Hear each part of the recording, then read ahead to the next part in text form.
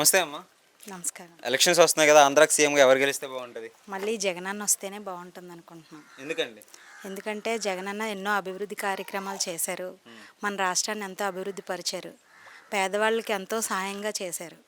అందువల్ల మళ్ళీ జగనన్న రావడమే మేము కోరుకుంటున్నాం. ఓకే, ఇప్పుడు స్కూల్స్ ఎలా ఉన్నాయంటే జగన్ వచ్చిన తర్వాత బాగా అభివృద్ధి చేశారు. ఒకప్పుడు గవర్నమెంట్ స్కూల్ అంటే తెలుగు తప్ప ఇంగ్లీష్ అనేది ఉండేది కాదు. కానీ ఇప్పుడు ఇంగ్లీష్ వచ్చి పేదవారు గొప్పవారు అని తేడా లేకుండా అందరి పిల్లలు ఇంగ్లీష్ చదువుకొని మంచి చదువులో అభివృద్ధి పొందుతున్నారు.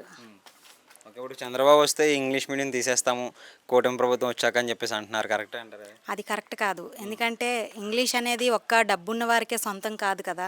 పేదవారు కూడా చదువుకోవాలంటే జగనన్న వల్లే మేము మా పిల్లలందరూ ఇంగ్లీష్ మీడియం కూడా చదువుకోగలుగుతున్నారు. అదే మళ్ళీ తెలుగు మీడియం పెడితే మా పిల్లలన్నీ చదువుల్లో వెనకబడిపోతారు. అందువల్ల అది కరెక్ట్ కాదనుకుంటున్నాం. ఓకే, సో ఇప్పుడు పథకాలు ఇవ్వచ్చు అని చెప్పేసి హైకోర్టు తీర్పు ఇచ్చింది కదా, సో మీకు ఎలా అనిపిస్తుంది? సంతోషంగా ఉంది మాకు. అది పథకాలు ఇప్పుడులాగే ఉంటే మాకు హ్యాపీనే. ఓకే, అంటే మొన్న ఎలక్షన్ కమిషన్కి కంప్లైంట్ చేసి చంద్రబాబు ఆపిచ్చేసాడు కదా, ఇది కరెక్టేనా మరి? కరెక్ట్ కాదు అది. ఇప్పుడు కోర్టుకి సరైన తీర్పు ఇచ్చిందంటారు? ఇచ్చింది. ఓకే, సో మీకు ఇంకా మీ ఊర్లో ఎలాంటి అభివృద్ధి పనులు జరిగినాయి? అంటే సచివాలయాలు కానీ ఇవన్నీ పెట్టారు కదా, సచివాలయం పెట్టారు. వాలంటీర్స్ ఏ విషయమైనా సరే మా ఇంటికి వచ్చి మాకు ఏదైనా సరే వాళ్ళే తెలుసుకుంటున్నారు. మేము వాళ్ళ దగ్గరికి వెళ్ళి ఏది చెప్పట్లేదు. వాళ్ళే మా ఇంటికి వచ్చి వాళ్ళే తెలుసుకుంటున్నారు. ఓకే, చంద్రబాబు ఉన్నప్పుడు ఎలా ఉండేది? చంద్రబాబు ఉన్నప్పుడు ఎలా ఉండేదంటే మా ఊరికి ఒకప్పుడు కాలువలు ఉండేవి కాదు, రోడ్లు ఉండేవి కాదు, ఇంటింటికి ఒక కొలాయి కూడా ఉండేది కాదు. నీటి కోసమే చాలా ఇబ్బంది పడేది దుప్తూరు అనే ఈ గ్రామంలో.